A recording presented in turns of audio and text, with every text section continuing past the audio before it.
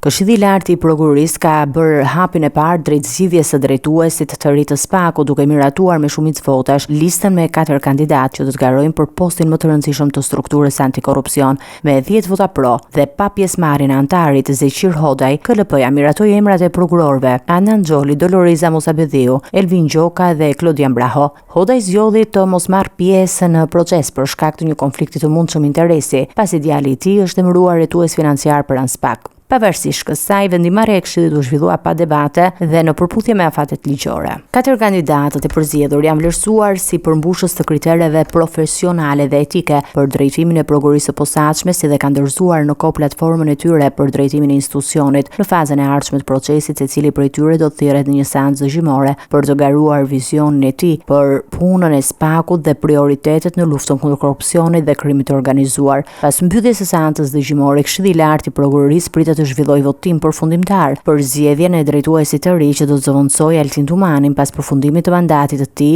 me 19 dhjetor të këtij viti. 2 nga kandidatët, Klodian Braho dhe Elvin Gjokaj, janë pjesë e sektorit të hetimit të korrupsionit, ndërsa Adnan Xholi dhe Doloreza Musabedhiu ushtrojnë detyrën në sektorin e hetimit të krimit të organizuar. Zgjedhja e drejtuesit të ri të SPAK-ut shihet si një proces me rëndësi të lartë për vimësinë e reformës në drejtësi dhe përforcimin e pavarësisë së institucioneve të posaçme.